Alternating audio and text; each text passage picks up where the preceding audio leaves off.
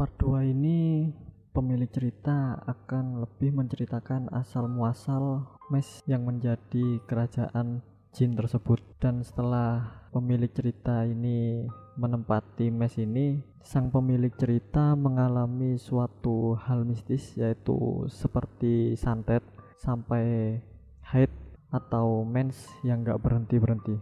Ada pesan dari sang pemilik cerita, seperti ini pesannya. Jika kalian membaca ini atau melihat video ini, tiba-tiba tercium bau bunga mawar merah, tandanya si merah lagi jalan-jalan menemani kalian. Segera ambil bawang putih, lalu injak dengan tumit kaki sambil baca Bismillahirrohmanirrohim atau sesuai dengan agama masing-masing, karena dia memang suka eksis kalau diceritain. Itu adalah pesan dari sang pemilik cerita. Oke, kita langsung saja ke inti cerita.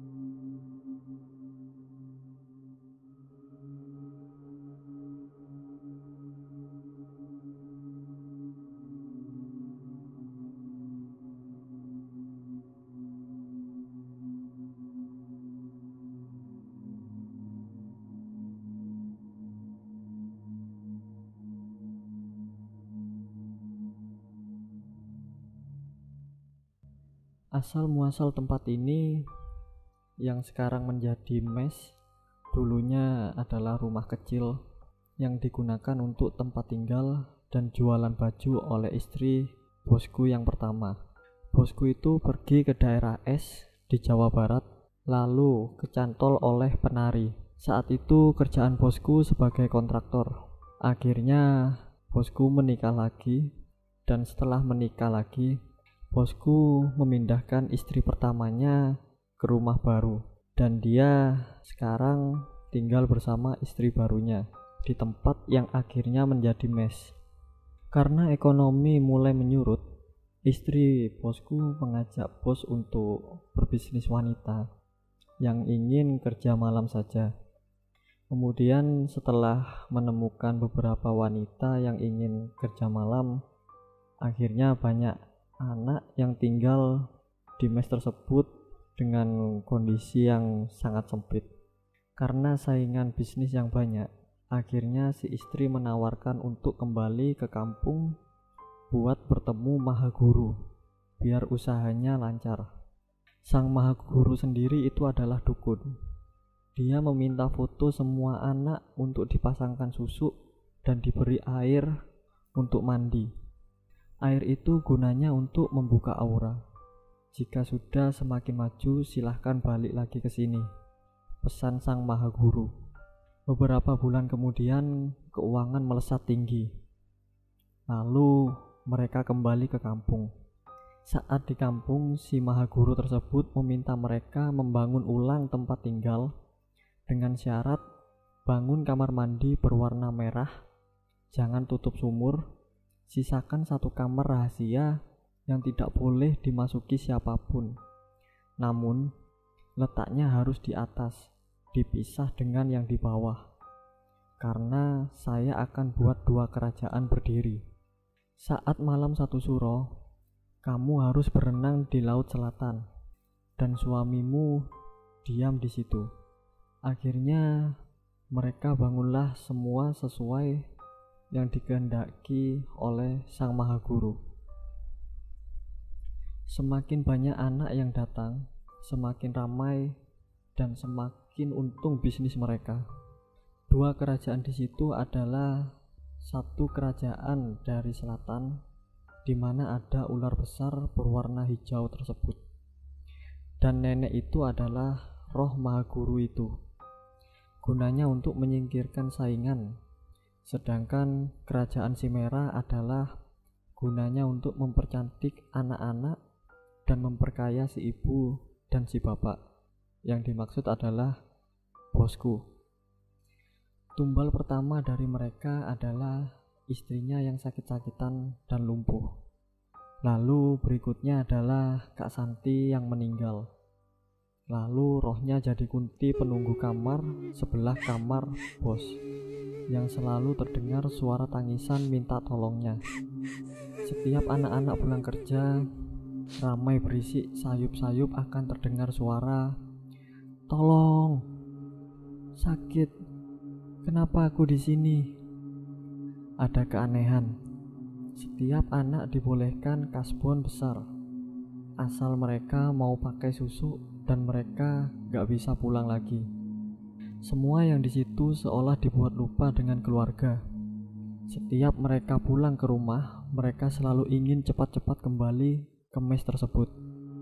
Mereka semua sudah terbiasa dengan dukun dan susu. Makanya setiap melihat wajah mereka seperti kembar, alias wajahnya semuanya mirip. Memang awal aku tinggal di situ ada keanehan. Bosku gak pernah nanya KTP, gak pernah ngelarang aku buat pulang. Malah aku ngekos pun gak dilarang. Padahal yang lain gak ada yang boleh pergi dari mes. Regi bilang yang pertama karena penjagaku itu kuat, dan yang kedua adalah si merah yang suka sama aku. Saat cerita begini, Regi bilang ada poci hancur datang, ada kunti bertaring datang sampai cakar badan dia dan luka, ada genderuwo besar datang, ada siluman kera, siluman ular datang. Mereka marah karena Regi menceritakan semua, tapi semua hilang kalau bau bunga mawar merah muncul. Aneh. Saat menceritakan, selain Regi lihat itu ada kejadian di mana shower air nyala sendiri. Pintu kosan diketok.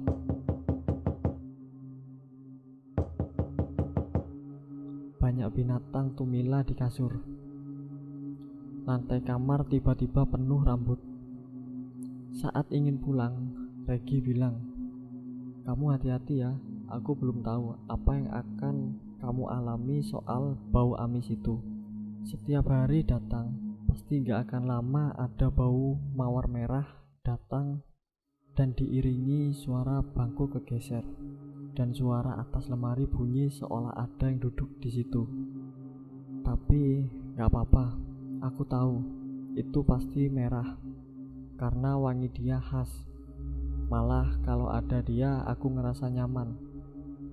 Namun setiap sholat aku selalu mencium itu.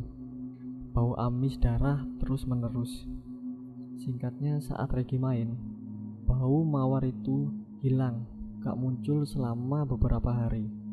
Dan Regi bilang, "Tumben si tante gak kelihatan beberapa hari ini. Aku petikin daun kelor deh, nanti buat kamu. Soalnya di sini pasti mereka datang lebih banyak dan kamu harus bikin pagar goib." "Iya, gak tahu tuh." "Ya udah, kamu ambil daun kelor aja dulu. Ntar malam kita bikin dah pagarnya supaya kosan ini aman. Jadi anakku nyaman." Saat itu aku sama Regi mengantarkan anakku pulang ke rumah nenek biar dijagain dulu. Saat pulang, nenek bilang, "Neng, kamu bawa siapa? Ngapain tuh Poci ikutin kamu? Kenapa juga dia bisa ikut masuk ke dalam rumah?" Nenek langsung ambil air dan mencucikan air itu ke mukaku. Setelah diusap, nenekku bilang, "Sana pergi. Gak usah ganggu cucuku. Jangan coba-coba bikin celaka anak cucuku." Lalu baca doa dan kata Regi udah pergi. Dan anehnya Regi bilang, "Kok bisa? Aku gak lihat dia ya." Nenek menjawab, tandanya dia kuat banget dan diutus cuma untuk Chen. Dek, aku takut.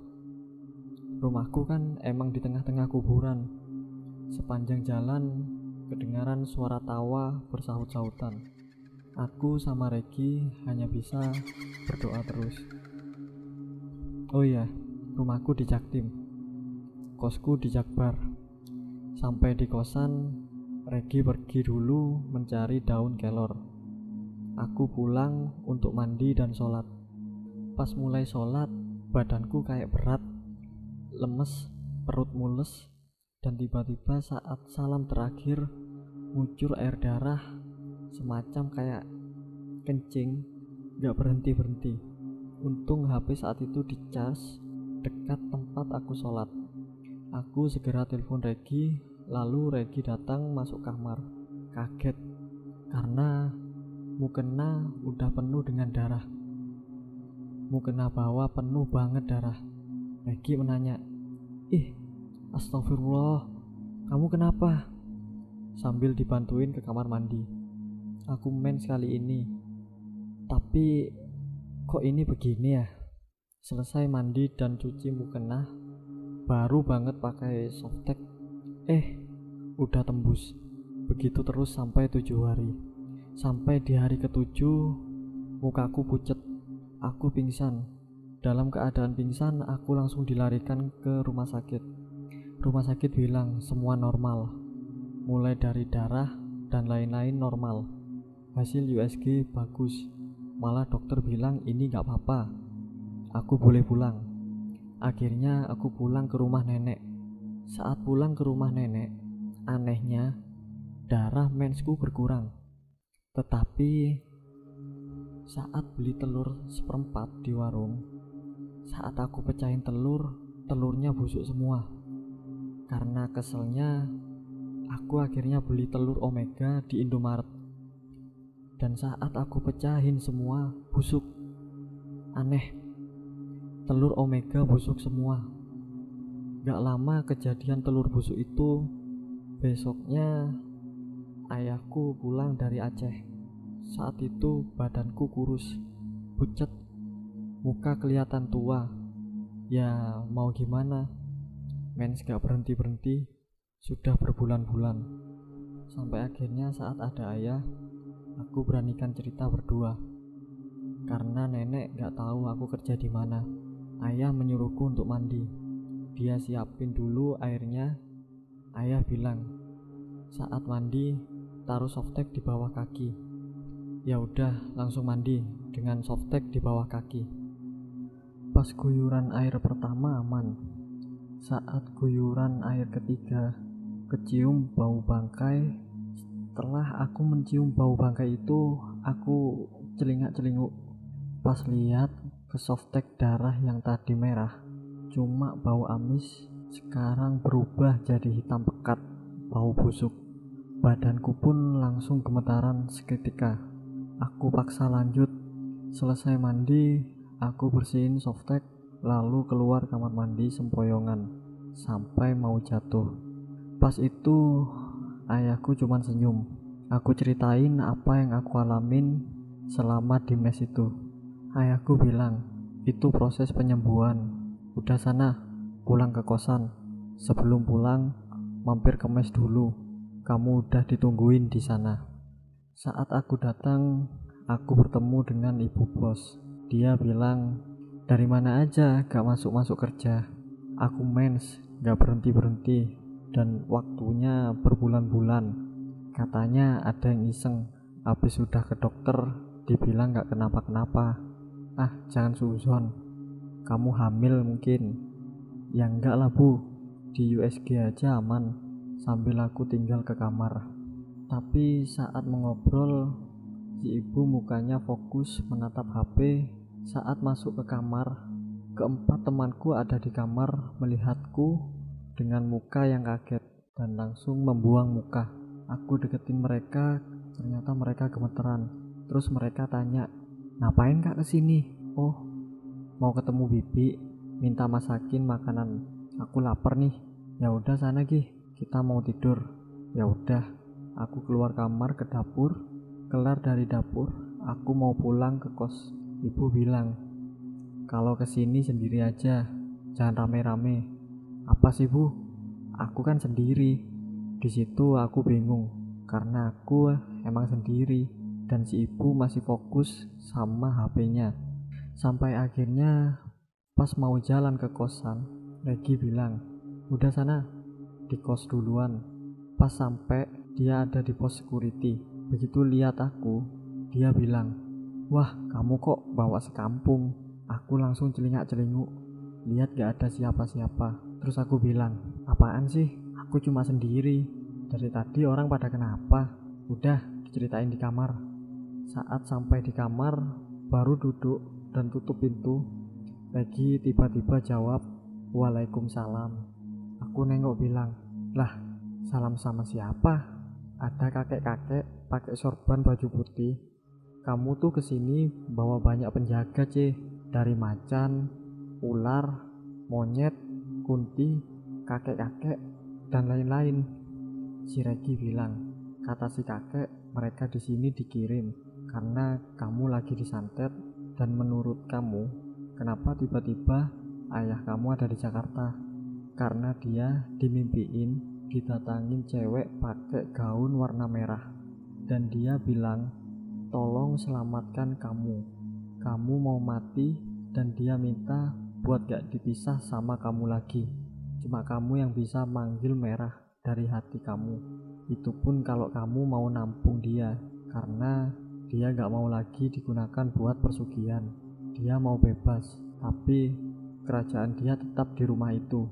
Dia hanya perlu orang yang mengikat dia, tapi bisa bebasin dia. Ya, gimana caranya? Kamu tiduran, merem, fokus. Saat merem, coba konsentrasi selama berjam-jam. Akhirnya aku ketiduran. Saat itu aku mimpi ada di mes, tapi mesnya jadi rumah tua yang serem. Saat masuk gerbang, ada makhluk muka rata bawa rantai. Saat aku lari mencoba keluar, kakiku diikat rantai. Sakit, panas banget rasanya. Di situ aku mencoba berdoa sebisaku, tapi ada makhluk tinggi banget, gak kelihatan mukanya, hanya kaki, dan dia bilang, "Doamu tak mempan di sini. Jangan harap dia bisa keluar menolongmu." Aku cuma bisa duduk menangis, dalam hati cuma bilang, "Lestari Asih, tolong." Aku lihat dia datang senyum, kemudian sadar. Saat sadar, kamar kosku itu ramai, ada security di situ. Dibilang, "Aku gak apa-apa, soalnya aku kejang sampai pagi." Pas lihat jam, betul sudah jam 7 pagi. Perasaan aku tidur cuma sebentar. Pas pada pergi, kecuali Regi. Aku mau duduk, tapi gak bisa. Regi bilang, "Kakimu dirantai." Aku gak bisa ngelepasin, panas banget. Aku di situ cuma bisa menangis dan bilang, "Ya Allah, astagfirullah, kenapa lagi begini? Papa, nenek, tolong." Gak lama aku mencium bau mawar merah. Terus Regi bilang, "Waalaikumsalam." Walah, tumben Tan, kamu salam. Bruk, kasur kayak ada yang dudukin. Kakiku berasa diusap dan perlahan hilang. Regi bilang, "Kamu merem deh, dia mau ngomong sama kamu. Kamu fokus." Saat merem, aku balik lagi ke sumur itu dan masuk ke dalam. Aku lihat dia duduk di singgasana sambil bilang, "Terima kasih, kamu sudah membebaskanku. Mulai sekarang, kita tak akan terpisah. Dan kelima orang yang sudah jahat akan mendapatkan balasannya. Karena dia mencoba ingin membunuhmu dan anakmu. Aku akan selalu menjagamu dan anakmu. Kapanpun kamu butuh, kamu bisa memanggilku. Karena aku bagian dari diri kamu." Gak lama aku sadar, dan ya, sampai detik ini dia selalu jagain aku dan anakku. Buat kelima orang yang mencoba menyantetku, mereka semua tiba-tiba mens gak berhenti-berhenti. Satu orang diantaranya anaknya sakit setiap malam, tapi saat subuh sembuh. 4 orang yang dekat denganku itu mereka yang jahat, yang mencoba ke dukun buat bikin aku dan anakku mati. Dan siapa satu orang lagi? Yaps, jelas, pasti ibu bos. Dialah yang menghasut mereka, karena jika dia ditinggal merah, bisnis mereka akan hancur. Dan betul, sampai sekarang bisnis itu masih ada, tapi mereka rugi besar karena semuanya kabur. Tapi Sampai sekarang mes itu masih berdiri. Masih ada sebagian anak-anak yang tinggal di situ. Tapi bos tidak pernah datang ke mes sejak Merah tidak ada. Karena kata Regi, dia bakal jadi santapan penghuni mes kalau sampai datang ke mes. Karena para roh-roh tumbal ingin menuntut bagaimana si Merah sebenarnya. Si Merah itu adalah Kunti yang mati karena dibunuh dan diperkosa saat hamil. Karena dendamnya yang kuat, dia jadi makhluk kuat. Ditambah dia dipelihara dan dikasih makan darah manusia oleh dukun. Jadi buat dia semakin kuat. Dan sekarang sudah hidup bebas.